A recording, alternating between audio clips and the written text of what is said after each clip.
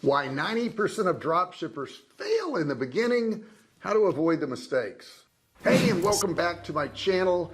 Today I'm going to talk about failure. I mean, it's there, right? It's there. People fail all the time, but if you know why they fail and you can avoid the mistakes, then maybe you can be successful and avoid all that failure stuff.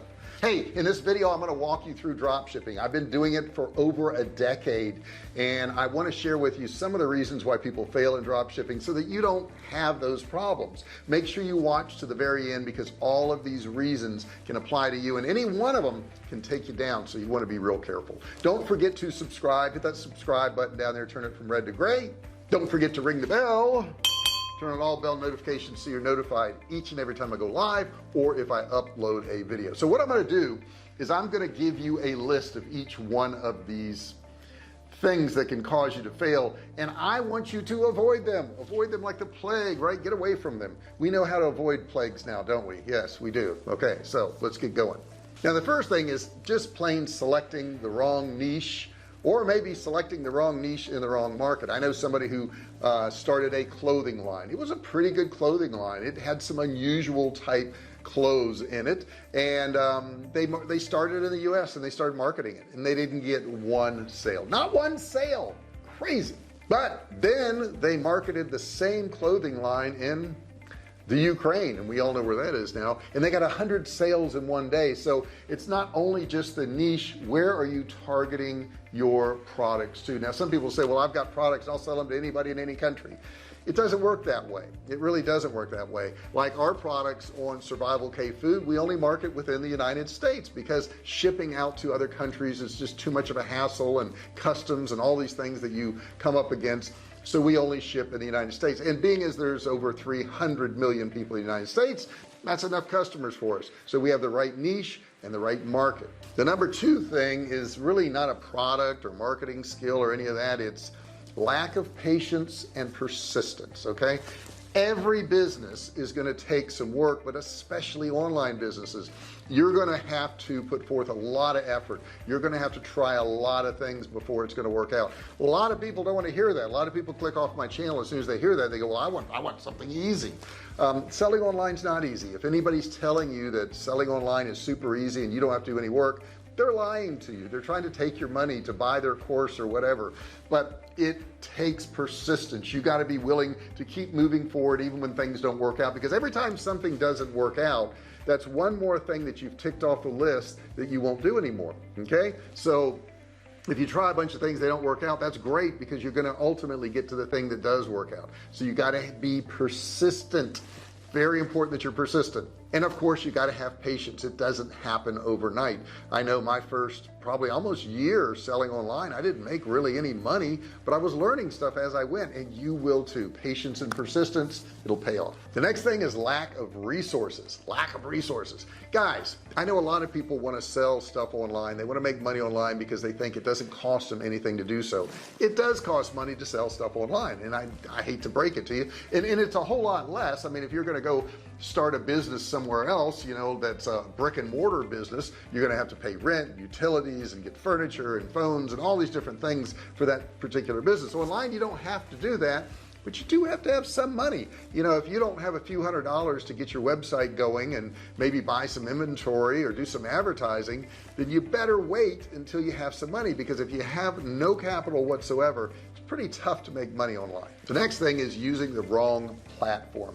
If you've got a product and it's not selling on, let's say, Twitter or Instagram or Amazon or eBay or wherever it is, and it's not working out, it could be that you're doing it wrong if other people are selling that product there. But you may want to look around on that platform. Are other people selling that product on that platform and consistently doing well? If so, look at what they're doing. Maybe you're messing up. Now the other thing I would tell you is try it on several different platforms. Try your website, try eBay, try Amazon, try drop shipping, try all these different things, because you don't quite know what works yet. I do that all the time, where I'll try it in 4 or 5 different places so that I can figure out what's going to work best for me. So select the right platform. The only way to do that is to fail on some of the platforms. The next thing is high prices of drop shipping products. Now understand, drop shipping is a little bit different. When you're doing drop shipping, you don't really own the product.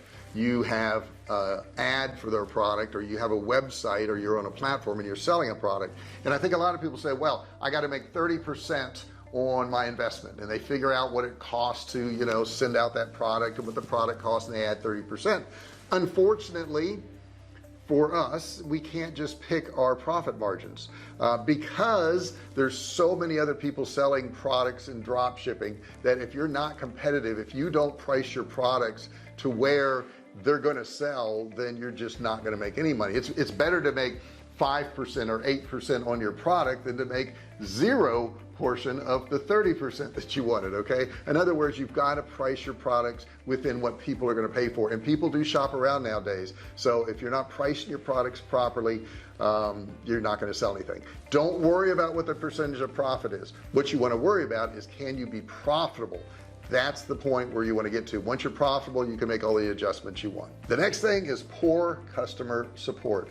I got to tell you, if a customer contacts our company, you know, via email or telephone or support ticket or whatever, within 24 hours they're going to be contacted, and we're going to take care of that customer, and we're going to make them happy, even if they sound unreasonable. Yes, you are going to get customers that sound unreasonable, but you want to make them happy, because one customer that's posting bad things about you online can destroy thousands of sales. So it's really important that you take care of each and every customer. You have good customer support. You have a way for them to get a hold of you. You have phone numbers there, you have email there, you have an address there. All these things are super important, and they build confidence. When a customer sees that they're going to be able to get a hold of you, if there's an issue, they're more likely to buy your product. That doesn't mean they're going to contact you more often. We don't have that many people contact us. It's very rare, but when we do, we take care of them. The next issue is delayed shipping.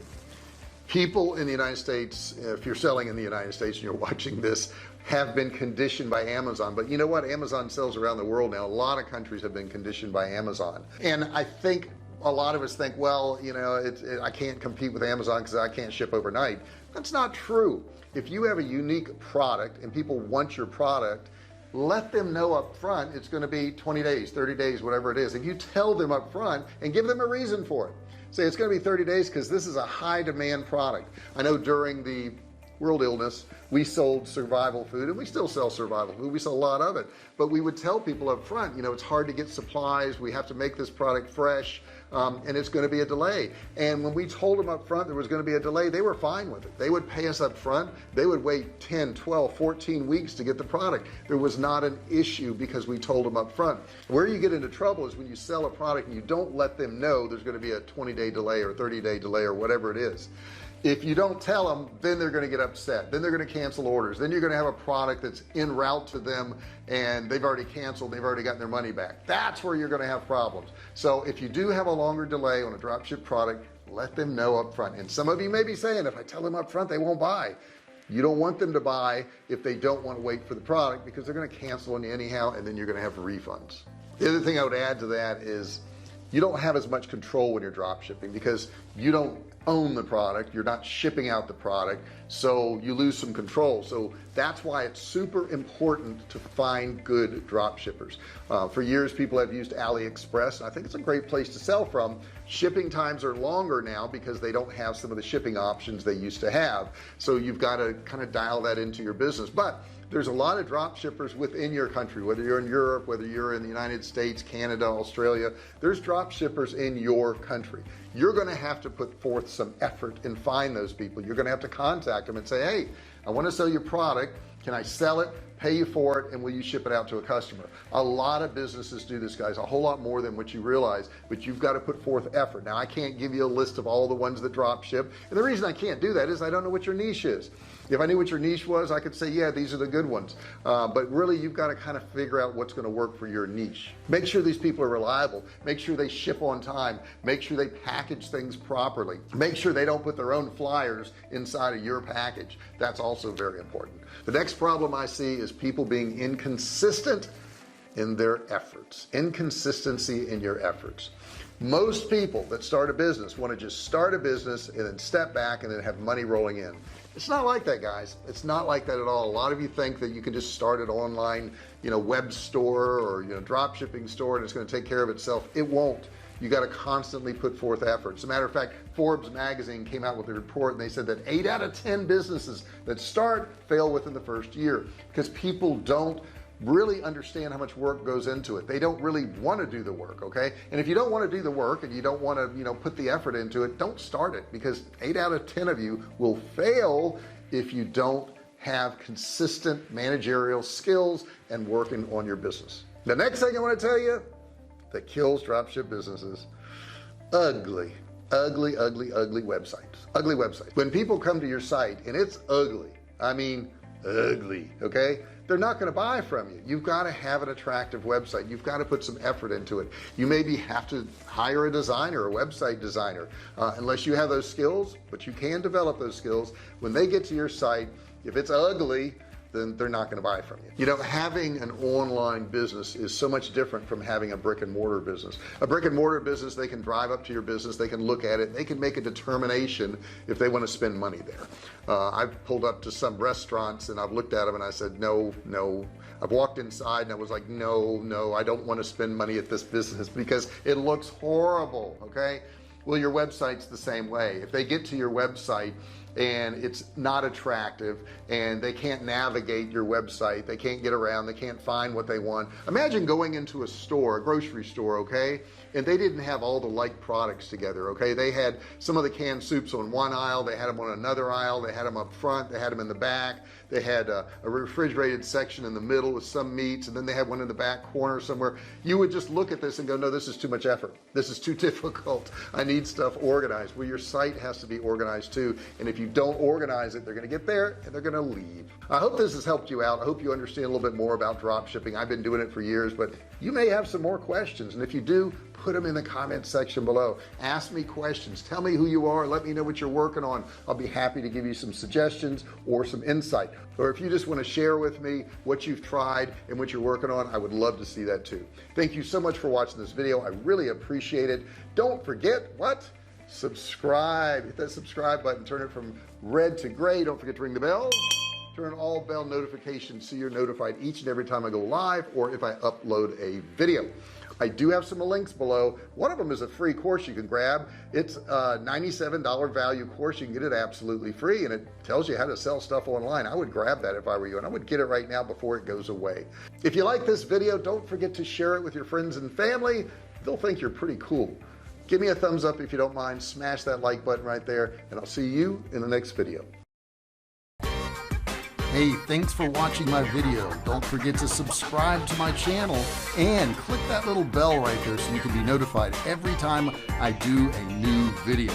Also, click on one of those videos there. Keep watching on my channel.